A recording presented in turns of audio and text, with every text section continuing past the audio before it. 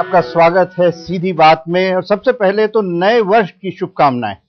और मुझे बड़ी खुशी हो रही है कि नए वर्ष के पहले एपिसोड में हमारे साथ मेरे बहुत पुराने मित्र हैं अरुण जेटली। अरुण जेटली न सिर्फ बीजेपी के लीडर ऑफ ऑपोजिशन है राज्यसभा में, लेकिन वो पार्टी के लिए एक ऐसा किरदार निभाते हैं जो जरा अजीबोगरीब है। जहां जहां आग लगती है बीजेपी में, वहां वहां उनको वन मैन फायर ब्रिगेड की तरह भागना पड़ता है या भेजा जाता है। दूसरी बात, इलेक्शन खुद तो नहीं जीतते हैं, लेकिन जिताने में बड़े माहिर हैं। अभी अभी उन्होंने बिहार में बीजेपी को जिता के आए हैं और बीजेपी में एक नई जान सी डाल दी है।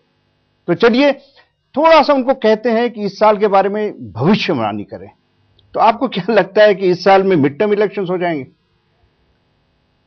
आरंभ में तो मैं ये मानता था कि अगला चुनाव 2014 में होगा, क्योंकि पहले 2-3 वर्ष चुनाव जीतने के बाद और स्पष्ट बहुमत के बाद सरकार के लिए बहुत कंफर्टेबल होते हैं। लेकिन पिछले साल भर में जैसी ये सरकार चली है, अब 2014 के ऊपर अगर मुझे कोई कहे कि आप बेट करने को तैयार हैं तो मैं नहीं तैयार हूं। लेकिन सरकार चलने में और इलेक्शन में कोई रिलेशनशिप रहता है? मैं मानता हूं कि इस वर्ष में 2 प्रमुख घटनाएं होंगी। पहली घटना होगी कि तमिलनाडु के चुनाव का परिणाम क्या आता है और वहां का राजनीतिक गठबंधन कैसे बनता है।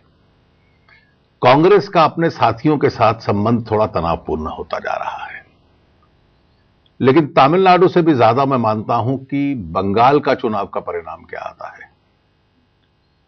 बंगाल में कांग्रेस का और तृणमूल का गठबंधन होता है या नहीं होता? होगा।